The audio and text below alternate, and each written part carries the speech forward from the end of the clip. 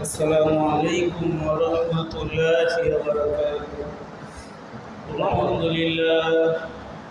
الحمد لله نحمده ونستعينه ونستغفره ونعوذ بالله من شرور أنفسنا ومن سيئات أعمالنا. من يهد الله فلا مضل له ومن يضلل فلا هادي له. ونشهد أن لا إله إلا الله وحده لا شريك له. وأشهد أن سيدنا وسندنا ومولانا محمدا عبده ورسوله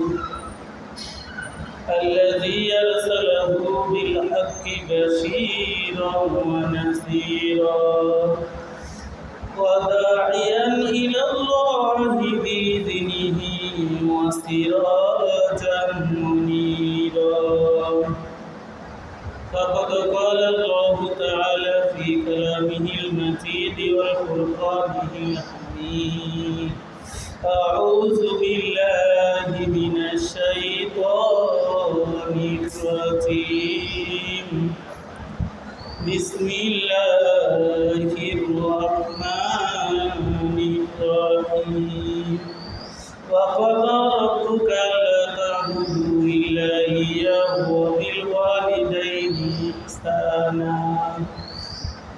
وقال النبي صلى الله عليه وسلم: الجنة تحت أقدام الأمهات، أو كما قال النبي عليه الصلاة والسلام.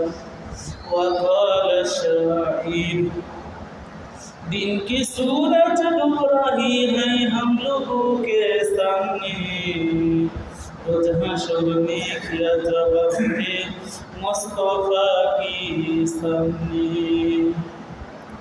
আজ করবো না করবো খালি, এইভাবে দিন গেল খালি, কেমন করে হিসাব দিব নিকাশ যদি চাই, দিন ফুরাই যাই রে আমার, দিন ফুরাই যাই।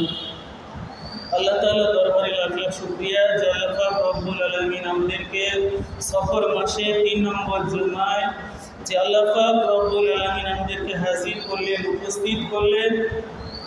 ও আল্লাহ শুকরিয়া আদায় করি, সবাই বলি আলহামদুলিল্লাহ। আলহামদুলিল্লাহ।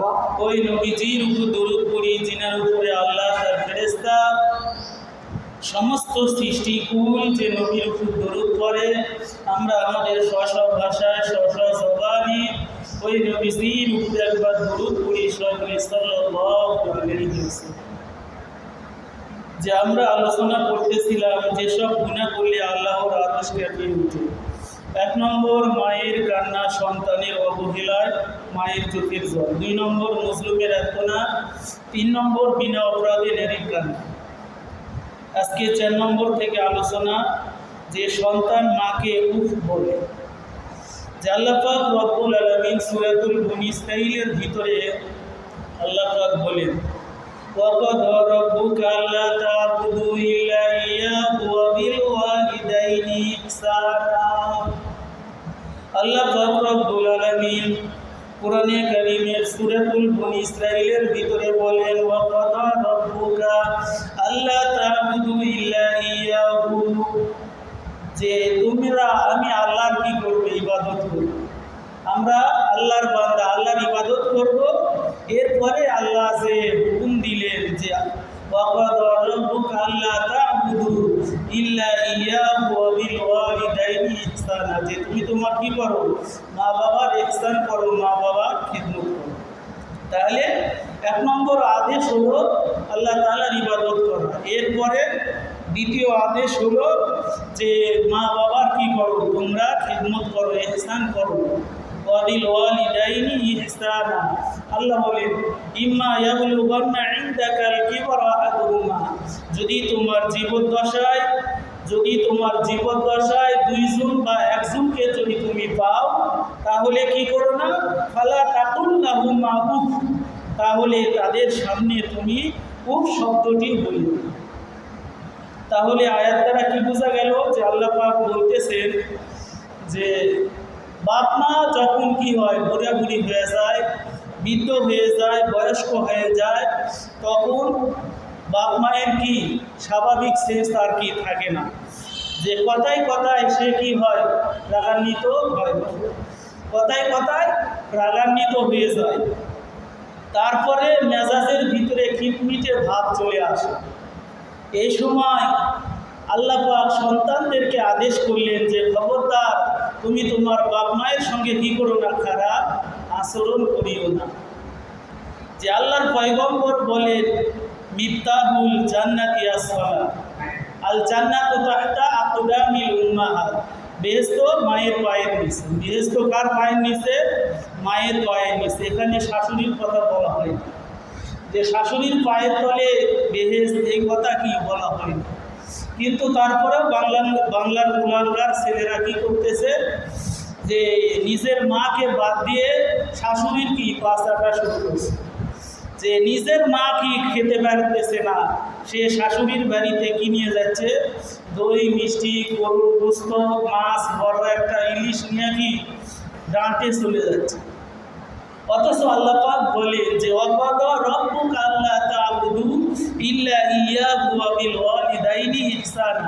আল্লাহর ইবাদতের পরে মা বাবার কথা বললেন, যেখানে শ্বশুর শাশুড়ির কথা বলেন। তাহলে বাপ মায়ের ইবাদত করা কি ফরজ, আর শ্বশুর শাশুড়ির খেদমত করা এটা নফলের পর্যায়ে, নফল মুবাহ এই পর্যায়ে। তাহলে যদি কোনো ব্যক্তি ফরজ ওয়াজিব বাদ দিয়ে মুবাহ আর সুন্নতের দিকে দৌড়ায়, তাহলে সে কি হবে, হতভাগা হবে, সে কপাল পোড়া হবে। মনে করলেন যে আজকে কি হাটের দিন, বান্দাইখারা বাজার, যে চালাক কিছু মানুষ থাকে যারা কি করে, চালাক মানুষ তারা যে বলতেছে ভাই আমাকে কি এই ভাদ্র মাস তাল করতেছে, তাল ঘুরে নিয়ে যায় কি করতেছে, যে বলতেছে এখন সোয়াবিনের তেল নেন, যে সোয়াবিনের তেল কি বোতল ঘুরে নিছে, নেওয়ার পরে বলতেছে যে কি আমি কি আসলটা নিলাম, যে 1 কেজি বা আধা লিটার যেটাই নিই বোতল ঘুরে নিয়েছি, আমাকে একটু খাও দিবে না? তখন বলতেছে হ্যাঁ খাও দিব, ঠিক আছে। বলছে কোন জায়গায় নেবেন? তখন বোতল উল্টে বলতেছে যে এখানে দাও, বোতল উল্টে বলতেছে এখানে দাও। এই দিন ছিপি কি খোলা, সবগুলো কি পড়ে গেছে। তাহলে এই যেরকম হতভাগা, ঠিক যারা কি বাপ মায়ের খেদমত বাদ দিয়ে শ্বশুর শাশুড়ির কি করবে, খেদমত করবে, এরাও কি তার খরচ ওয়াজিব সবগুলোই আমল কি নষ্ট হয়ে যাবে, সুন্নত মুবাহের পিছনে ঘোরার কারণে। তাহলে এখন বলবে যে হুজুর শ্বশুর শাশুড়িকে তাহলে কি দেওয়া যাবে না? না, দেওয়া যাবে। যে আগে বাপ মায়ের হক আদায় করার পরে যদি আপনি পারেন, আপনার এক্সেস কামাই যদি থাকে, যদি আপনার অ্যাবিলিটি থাকে, আপনার বাপ মাকে আগে দেখা, বাপ মাকে আগে দেখার পরে আপনি কি করলেন, শ্বশুর শাশুড়ি বৃদ্ধ হয়ে গেছে, যে তাদের কি নেয়, ছেলে নেয়, কামাই কাজি করার মতো কেউ নেয়, এরপরে আপনি নিজের বাপ মা আগে দেখে তারপরে কি শ্বশুর শাশুড়িকে আপনি দেখেন, এটা ইসলাম নিষেধ করে। কিন্তু ইসলাম কোন সময় নিষেধ করে? যে সময় তোমার বাপ মা জীবিত আছে, বইয়ের বুদ্ধি শুনে, বইয়ের কান পড়া পেয়ে বাপকে ভুলে গেলে, মাকে ভুলে গেলে, দিন হয়ে গেলে।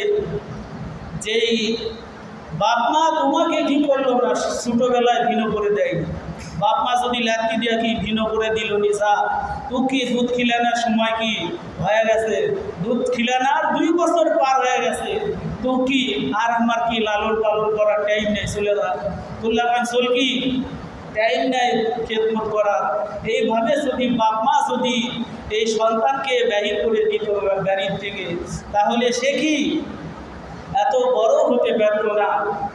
যে বড় হতে পারত, রাস্তাঘাটে ঢুকাই দিত, ঘুরে লাস্টে কি কিশোর গ্যাংয়ের সদস্য হয়ে যেত, যে মানুষদেরকে অত্যাচার করে মারত, সমাজের বোঝা, বাপ মায়ের গোলাকার সন্তান হতো। আর বাপ মা যেহেতু কী করলেন, ওই সন্তানকে ছোটোর থেকে লালন পালন করলেন। বাপ মায়ের দায়িত্ব আল্লাহর পয়গম্বর দিলেন, মান বুলিদা লাহু ওয়ালাদুন ফালিহসিন ইসমাহু আদাবা ফাইন বালাগা ফালিউসাফিস ফাইন বালাগা ওয়ালাম ইউসাফিস ফাসাবা ইসমান ফাইন্নামা ইসমুহু আলা আবিহি। আল্লাহর পয়গম্বর বলে, যখন তোমার সন্তান দুনিয়ায় ভূমিষ্ঠ হয়, আর একটা কি করো, সুন্দর নাম রাখো। শুধু নাট বন্ধু লেখলে হবে না, বর্ষা বাদল হাসি খুশি যেগুলো কি এগুলো নাম রাখতেছে ছেলে মেয়ের। এই জন্যে বাপ মা কি কবরে মের খাবে, হাসরে মের খাবে যে সন্তানের নাম ভালো না রাখার কারণে। কমলার ছেলে আপেল, আপেলের ছেলে বেদেনা, এভাবে যদি নাম রাখে এরা কি সব জায়গায় লাঞ্ছিত হবে। কিয়ামতের কঠিন ময়দানে আল্লাহ পাক ডাক দিবে, উমুকের সন্তান উমুক আজকে কি হোক আসলের মাঠে দাঁড়াও। যদি আপেলের ছেলে কমলা বলে ডাকে একটু, সব কমলার সকলেরা হেসে উঠবে। এই জন্য আল্লাহ পাক বলেন, আল্লাহ নবীর মাধ্যমে বলেন, সাম্মুহু আওলাদাকুম বিসমিহিল আম্বিয়া, তোমরা তোমাদের সন্তানের নাম রাখো নবী পরিবারের সঙ্গে মিলে। এই জন্যে আমার আপনার ছেলে মেয়ে হলে মসজিদের ইমাম খতিবের কাছ থেকে কি যারা জানে, যারা কোরআন হাদিস পড়ে এগুলো বুঝে কি নাম রাখতে হবে। কিন্তু আমার কাছেও কি এলাকার অনেক ছোট হলে কি হুজুর নাম দেও, নাম এক লিস্ট কি 15-20টা নাম দিলে এর ভিতরে সই হচ্ছে না। যেটা কি আমার বাড়ির পাশে আছে, কি করছে, এটা আমার বাড়ির পাশে আছে। আপনি বাড়ির পাশে কি আপনার পরিবারের দেন, তাও যদি আপনার নামটা নবী পরিবারের সঙ্গে মিলে হয়, আল্লাহ পাক কিয়ামতের কঠিন ময়দানে বান্দিকে বাঁচানোর চেষ্টা করবে। নামাজ নাই, রোজা নাই, হজ নাই, যাকাত নাই, কিচ্ছু নাই, এই শয়তান বাঁচবে কীভাবে? সেদিন আল্লাহ পাক বাঁচানোর জন্য ওসিলা তালাশ করবে। দেখি এই ব্যক্তিটা যে নাম রেখেছে এটা কোনো নবীর সঙ্গে নাম আছে কিনা, এটা কোনো ওলির সঙ্গে নাম আছে কিনা, এটা কোনো হক্কানি আলেম ওলামার সঙ্গে নাম আছে কিনা। এই ওসিলা হলেও কি আল্লাহ কিয়ামতের ময়দানে বাঁচায় দিবে। কিন্তু যার সন্তান হাসি খুশি, বৃষ্টি বাদল বর্ষা এগুলো নাম যদি থাকে তাহলে ওই শয়তানের বাঁচার কোনো ফায়দাই নেই। এই জন্য ছেলে মেয়ের নাম কি ইসলামী নাম রাখতে হবে। এরপরে সন্তানের মুখে আল্লাহর পয়গম্বর যখন তার মেয়ে ফাতেমার সন্তান হলো হাসান হুসাইন, তখন আল্লাহ রসুল কী করলেন, মধু জাতীয় কিছু জিনিস তার মুখে দিয়ে দিল। তারপরে আরেক রেওয়ায়েতে আছে খেজুর চিবিয়ে কী করলেন, ওই সন্তানের মুখে দিলেন। এটাকে কি বলা হয়, তাহনিক করা। যেটা বগুড়া মস্তান আছে ওই জায়গায় আমরা একদিন দেখছিলাম যাতে যে নামাজ পড়ে না, জীবনে উজু করে না, গোসলও করে না, দাড়িও কি জটা ধরা, তারপরে মাথার চুলও কি জটা ধরা, এরকম শয়তান বসে আছে। আর যে হচ্ছে বাবা আমার সন্তান এই নতুন হয়েছে, একে কি করে, একে না বরপতি হাত দিয়ে কি করে না পায়েস খেয়ে দেয়। তাহলে যে বেঈমান কি নামাজই করে না, রোজাও করে না, ওষু নেয়, গোসল নেয়, দাড়ি জটা ধরা, মাথার চুল জটা ধরা, ওই রকম শয়তানের থেকে যখন কী করলেন আপনার ছেলে মেয়েকে কি করা হবে, যে একটু মিষ্টি মুখ করালেন, ওই সন্তানের মুখ দিয়ে জীবনে মিষ্টি কথা বাইর হবে।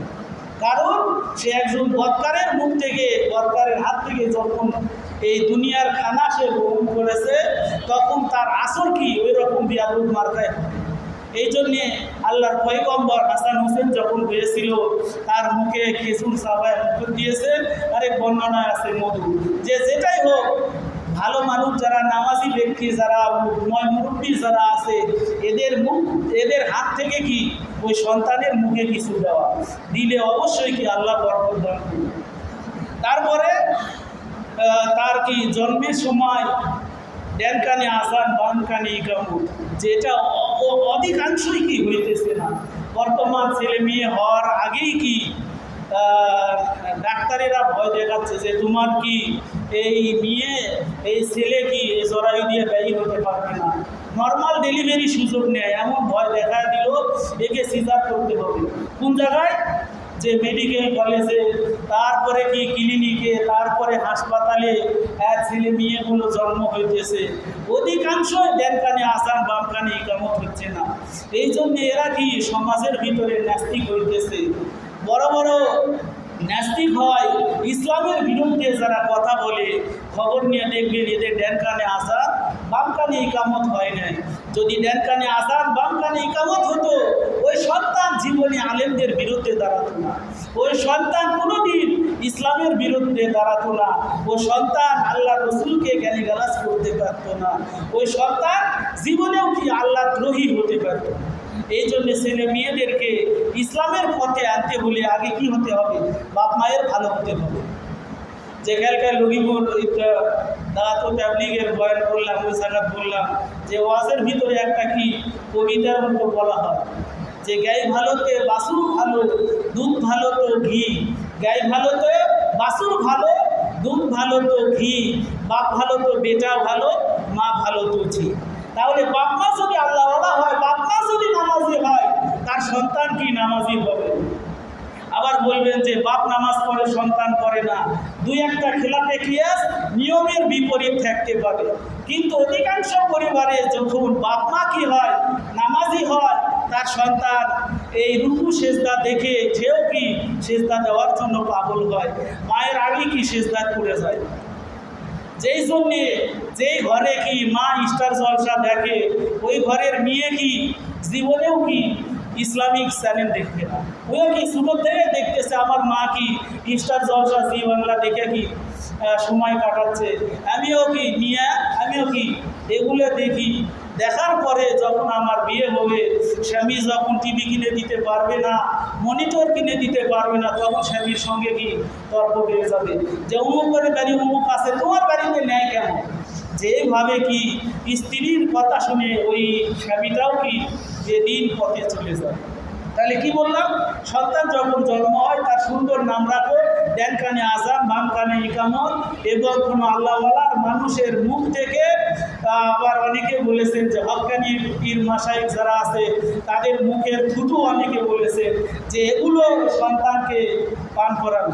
তা যদি নাও হয়, লজ্জা যদি লাগে, আপনি কি করলেন, তার হাত থেকে মধু পায়েস মিষ্টান্ন জাতীয় কিছু খাওয়ালেন, আরবিতে এটাকে তাহনিক করা বলে। এরপরে সন্তান যখন 7 দিন হয়ে যায়, সামর্থ্য হলে ছেলের পক্ষে 2টা ছাগল কুরবানি, মেয়ে হলে 1টা, এগুলো আপনি করলেন, তাহলে অবশ্যই আপনার সন্তান কি ভালো হওয়ার আশা করা যায়। কারণ আপনি যখন সন্তানের হক আদায় করলেন, অ্যাজ ও ক্যাল হোক, ওই সন্তান কি আপনার এই কি করবে, আপনার আশা পূরণ করে দিবে। যদি আপনার ছেলে মেয়ে এগুলো যদি বৎকার হয়, বেদিন হয়, এগুলো অনেকাংশে বাপ মায়ের কি থাকে, বাপ মায়ের হাত থাকে।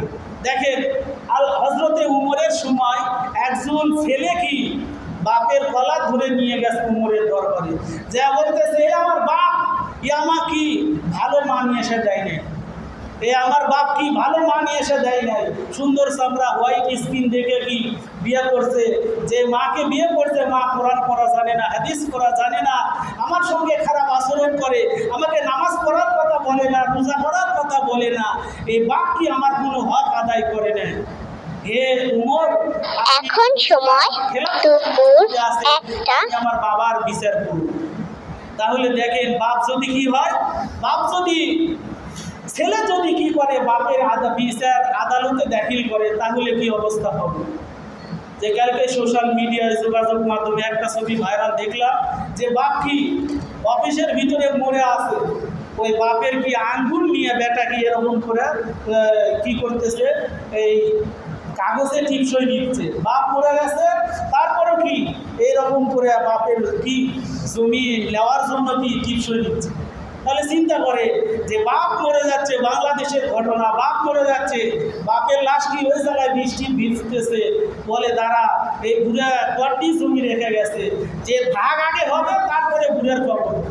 চিন্তা করে দেখেন, এই জন্য সন্তানকে আগে কি দিনের শিক্ষা দেওয়া লাগবে। যদি এই সন্তান দিনের শিক্ষা না পায়, এ সন্তান গুমরাহী হয়ে যাবে। বাপ মায়ের কি দুনিয়ায় কি মানুষের কাছে লাঞ্ছিত হবে যে উমুকের ছেলে উমুক এই এলাকার কি কিচ্ছুই হয়নি, উমুকের বাগান ধ্বংস করেছে, উমুকের গাছের ফল, উমুকের নারকেল, উমুকের তাল, বিভিন্ন জায়গায় কি এগুলো ছিঁড়ে খেয়ে ফেলেছে। তাহলে দুনিয়াতে বাপ লাঞ্ছিত হবে, প্লাস ওই সন্তান নামাজ রোজা বাদ দিয়ে যদি কি হয় পরকালে যায়, বাপের জন্যও কি কিয়ামতের ময়দানেও বিপদের কারণ। তাহলে কি বললাম, যে আলোচনা করতেছিলাম যেসব গুনাহ করলে আল্লাহর আরশ কাঁপে। 1 নম্বর মায়ের কান্না, সন্তানের অবহেলায় মায়ের চোখের জল। 2 নম্বর মুসলিমের আত্মনাদ। 3 নম্বর বিনা অপরাধে নারীর কান্না। 4 নম্বর যেটা আলোচনা করতেছি, যে সন্তান মাকে উপ বলে।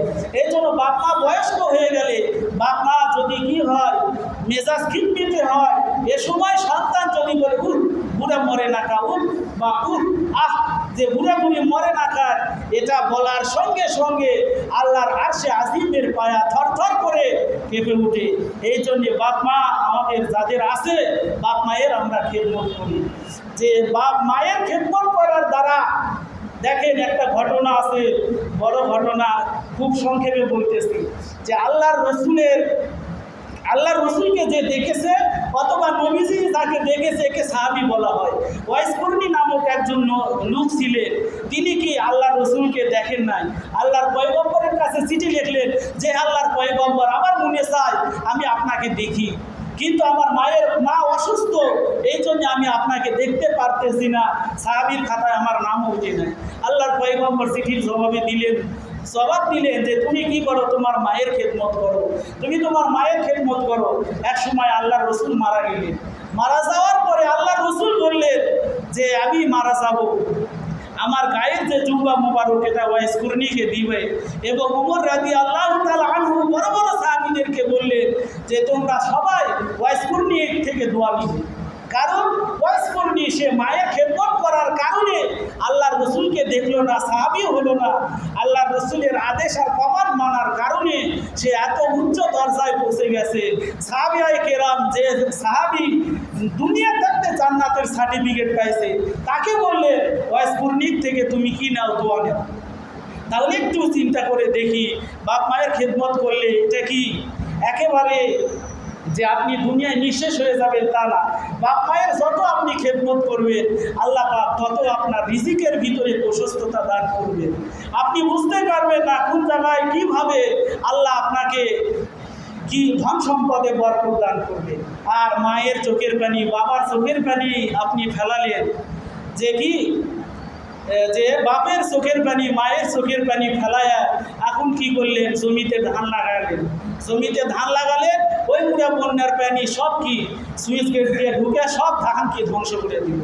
এখন আপনি মাথায় কি হাত দিয়েছে, হায় আফসোস, আমার ধান সব নষ্ট হয়ে গেল। কিন্তু কার জন্যে? যে বাপ মায়েরকে আপনি কষ্ট দিয়েছে। বাপ মায়ের চোখের পানি যদি একবার কি আসে, যে এর আগের সময় বলতেছিলাম, 3টা মানুষ যখন দোয়া করে, এই দোয়াটা কবুল হতে মাঝখানে কোনো পর্দাই নেই। 1 নম্বর দাওয়াতুল ওয়ালিদাইন, দাওয়াতুল মুসাফিরি, দাওয়াতুল মাসরুফ। এর ভিতরে একটা দাওয়াতুল ওয়ালিদাইন, বাপ মায়ের দোয়া। যে বাপ মায়ের দোয়া এটা কবুল হতে কি না, মাঝখানে কোনো পর্দা থাকে না। এই জন্যে কী করতে হবে, বাপ মায়ের থেকে দোয়া নিতে হবে। বাপ মায়ের দোয়া নিয়ে আপনি যে কোনো কাজে কি চলে যান, ওই কাজেই কি আল্লাহ বরকত দিন। আর যদি বাপ মাকে মনে কষ্ট দিলেন, কি যা বলতেছেন যে আমি আমার মাকে ভাত দিব, দিয়া কি করলেন, বুদ্ধি করে মায়ের জমি সব লিখে দিলেন। এখন মা কি এই বেটার বাড়ি ঘুরিচ্ছে, ওই বেটার বাড়ি যা ঘুরিচ্ছে, বলছে কে তুই ওই বেটা কি জমি সব লিখে দিচ্ছে, যাও আর বাড়ির যা ভাত খা, ওই সালাক হয়ে কি সব লিখে দিচ্ছে। তাহলে এরকম সিটারি যে করবে বাপ মায়ের সঙ্গে, তার দুনিয়া আখেরাত দুই জায়গায় খেয়ে সে কী হবে, লাঞ্ছিত হবে। আল্লাহর পয়গম্বর বলেন যে প্রত্যেক গুনাহের শাস্তি আল্লাহ কি পরকালে দিতে পারে, কিন্তু যারা বাপ মায়ের নাফরমান, এদের শাস্তি আল্লাহ পরকালে তো দিবেই, আর খাও অগ্রিম কিছু আযাব এ হায়াতে জিন্দেগিতেই দিয়ে দিবে। এই জন্য সবাইকে বি কেয়ারফুল, সাবধান থাকি। বাপ মায়ের সঙ্গে কী করবো না, খারাপ আচরণ করব না, বাপ মায়ের আচরণে শব্দটিও কি আমরা বলবো না। এরপরে 5 নম্বর, এক মুসলিম অন্য মুসলিমকে হত্যা করা। এক মুসলিম অন্য মুসলিমকে হত্যা করা। যে আল্লাহ পাক সূরা নিসার ভিতরে বলেন, ওয়ামা ইয়াকতুল মুমিনা মুতাআম্মিদান ফাজাযাউহু জাহান্নাম খালিদান ফিহা ওয়া গাদিবাল্লাহু ওয়া লা'নাহুমুল্লাহ ওয়া আ'আদ্দা লাহুম আযাবান আযীমা। আল্লাহ বলেন যে ব্যক্তি কোনো মুমিন হওয়ার পরে কোনো মুমিনকে হত্যা করবে, সে কি জাহান্নামে চলে যাবে। যে এটা শেষ জামানায় বেশি হবে। আল কাতিল ওয়াল মাকতুল কিলাহুমা ফিন্নার। আল্লাহর পয়গম্বর বুখারীর হাদিসে বলে যে কি হত্যা করে আর যে কি হয় নিহত হয়, মানে কিলার আর যাকে মার্ডার করতেছে এই ব্যক্তি দুইজনে কি জাহান্নামী। আল্লাহর পয়গম্বরকে জিজ্ঞাসা করা হলো, হে আল্লাহর রাসূল, যে মারলো সে জাহান্নামী হলো, কিন্তু যে মরে গেল সে জাহান্নামী কিভাবে হয়? আল্লাহর পয়গম্বর বলেন যে দুইজনে কি চেষ্টা ছিল, দুইজনে কি চেষ্টা ছিল দেখি আমি ওকে মারবো, কিন্তু ভাগ্যক্রমে মারা গেল। এই জন্য আল্লাহর পয়গম্বর বলেন আল কাতিল ওয়াল মাকতুল কিলাহুমা ফিন্নার, যে খুন হবে আর যে খুন করবে উভয়ই জাহান্নামী। তাহলে কি বললাম, এক মুসলিম অন্য মুসলিমকে বিনা কারণে যদি কি করে হত্যা করে দেয়, তাহলে সে কি হবে, তাহলে সে কি হবে, তাহলে সে জাহান্নামী হবে। আল্লাহর পয়গম্বর বলে না, আল্লাহ সূরা মাইদার ভিতরে বলে ওয়ামা নাহিয়াহা ফাকান্নামা আহইয়ান নাসা জামিয়া, সব শেষ। ওয়ামা নাহিয়াহা ফাকান্নামা আহইয়ান নাসা জামিয়া, যে ব্যক্তি কি হবে, কোনো মানুষকে জীবন দিল, কোনো মানুষকে জীবন দিল কিভাবে? একটা মানুষ মারা যাচ্ছে, আপনি কি করলেন, আপনার শরীরের রক্ত দিয়ে ওই ব্যক্তিকে বাঁচালেন, কিন্তু রক্ত বেচা কিনা করা কি হারাম?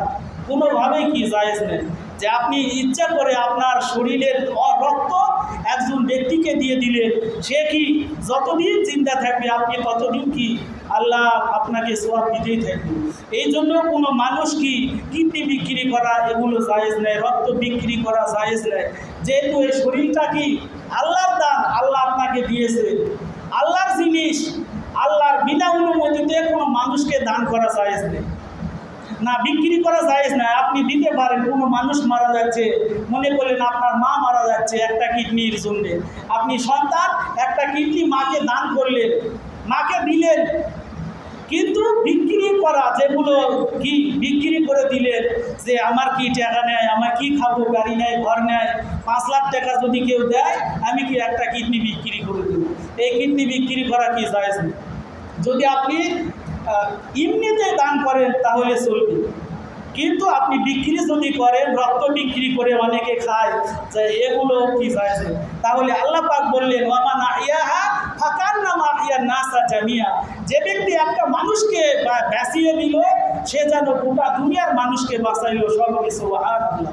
এরপরে আল্লাহ বলেন ওয়ামান কাতালা আহইয়া ফাকান্নামা কাতালা নাসা জামিয়া, যে ব্যক্তি একটা মানুষকে হত্যা করে ফেলালো সে গোটা দুনিয়ার সমস্ত মানুষকে হত্যা করে ফেলালো। এই জন্যে কি করা হবে না, কোনো মানুষকে অকারণে মারা যাবে না, যে দল খুশি হবে, নেতা খুশি হবে, এই নেতাকে খুশি করতেছে আর রাতের আধারে একজনের বাড়িতে আগুন লেগে পুড়ে মেরা ফেলে দিতেন, যেগুলো কি ডাইরেক্ট হারাম। এই জন্যে এক মুসলিম অন্য মুসলিমকে হত্যা করা হারাম। এই কাজটা যখন করবে, আল্লাহর পয়গম্বর বলে দুইটা ফুটা যখন জমিনে পড়ে, আল্লাহর জমিন ওই ব্যক্তিকে কি করে, মাটির মধ্যে গ্রাস করতে চায়। যখন মানুষ জেনা ব্যভিচার করে, জেনা ব্যভিচার করার পরে তার কি পেনিস দিয়ে যখন কি বীর্যটা জমিনে পড়ে, সঙ্গে সঙ্গে ওই জমিন ওই ব্যক্তিকে মাটির ভিতরে নিতে চায়। 2 নম্বর, যদি কোনো মুসলমান বিনা কারণে একটা মুসলমানদেরকে মারলো, এই মানুষের রক্ত জমিনে পড়ার সঙ্গে সঙ্গে আল্লাহর আরশ তো কেঁপে উঠে, সঙ্গে সঙ্গে জমিন কি ওই ব্যক্তিকে কিলারকে মাটির ভিতরে গ্রাস করে নিতে চায়। তাহলে এক মুসলিম অন্য মুসলিমকে হত্যা করা এটাও কি আল্লাহর আরশ কাঁপিয়ে তুলে। এরপরে 6 নম্বর, কারো হক নষ্ট করে ফেরত না দেওয়া, কারো হক নষ্ট করে ফেরত না দেওয়া। এটা কি মানুষের হক নষ্ট করলে এটা কি আল্লাহ তাআলা কোনোদিনই ছাড়বে না। নামাজ পড়েন নাই, রোজা করেন নাই, আল্লাহ ইচ্ছা করলে কি করবে, মাফ করে দিবে। আল্লাহ ইচ্ছা করলে মাফ করে দিবে। নামাজ পড়িস নাই, রোজা করিস নাই, হজ করিস নাই, যাকাত দিস নাই, ঠিক আছে, কিন্তু একজন মানুষ আরেক ব্যক্তির হক নষ্ট করে দিলেন, এটা যেভাবেই হোক আপনি হক নষ্ট করে দিলেন, তখন কি হবে, কবরে যা দেখবেন বিকাশ নগদ খুলে গেছে, আপনার সমস্ত আমল যত আমল করবে সবগুলো ওই ব্যক্তির আমল নামায় চলে যাবে। কারণ সেদিন কি হাসরের মাঠে টাকা পয়সার কোনো সেন নেই, সেই জায়গায় আপনি যত নেক আমল করবে, আপনার কাছে যত মানুষ আসবে যে কি আমার হক নষ্ট করেছে, আমার উম্মত নষ্ট করেছে, এভাবে যত কি সে আবদার করবে, তখন এই বান্দা নামাজ রোজা করে যত কি নেক কামাই করেছে সব নেকগুলো পাওনাদারকে দিয়ে দেওয়া হবে। তাহলে সেই ব্যক্তির কি নেক নেয়, নেক নেয় মানে কি সবের কাজ নেয়, এর খালি গুনায়। তারপরে কি পাওনাদার আসতেই থাকবে, বলবে যে আল্লাহ উনি আমার উমুক হক নষ্ট করছে। তখন আল্লাহ বলবে যে পাওনাদার কি এখনো বাকি আছে? তাহলে যারা দুনিয়াতে মানুষের হক নষ্ট করেছে আল্লাহর কাছে যা শুধু বলা আল্লাহ আমার হক নষ্ট করেছে, আল্লাহ সঙ্গে সঙ্গে কি এগুলো তার পাওয়ার ব্যবস্থা করে দিবে। তখন বলবে আল্লাহ এর এখানে গুনাহ আছে, তখন বলবে যাও পাওনাদারের গুনাহ এই ব্যক্তির মাথার উপরে আরো দাও। দিতে দিতে যত মানুষের হক নষ্ট করেছে সেদিন সব মানুষের হক নষ্ট করার গুণে এই ব্যক্তি যে হক নষ্ট করেছিল দুনিয়ায় এ নিয়ে জাহান্নামী হয়ে যাবে। এই জন্য পরকালে আমি যে মানুষের হক নষ্ট করি না কেন আল্লাহর আরশ কেঁপে যায়। যে বললাম 2 নম্বরে যেটা আছে যে মুসলিমের বদোয়া, এটা ভয় করতে হবে যে দুনিয়ার মানুষ যখন আপনার কোনো অন্যায় করে আপনি ইচ্ছা করলে মাফ করে দেন, যদি না পারেন আল্লাহর কাছে বলেন, কিন্তু আপনি জুলুম করে আপনার নামটা যেন জালেমের খাতায় না উঠে। যদি আপনি জালেম হন সেদিন কিয়ামতের দিনে আপনি বাঁচতে পারবেন না। মজলুমের একটা আত্মনাদ সেদিন আপনার সমস্ত আমলগুলো কি ধ্বংস করে দিবে। এই জন্যে আপনি এই 6টা যে আলোচনা শুনলাম যে 6টা পাপের কাজ করলে আল্লাহর আরশ কেঁপে উঠে, এগুলো কাজ থেকে আল্লাহ পাক আমাদেরকে পরিত্রাণ দান করুন। সর্বরি আল্লাহুম্মা আমিন। সামনে জুমায় থেকে সফর মাসের শেষ জুমা, নবীজির জীবনী থেকে কি হবে আলোচনা হবে। আল্লাহ পাক সবাইকে আমল করার তৌফিক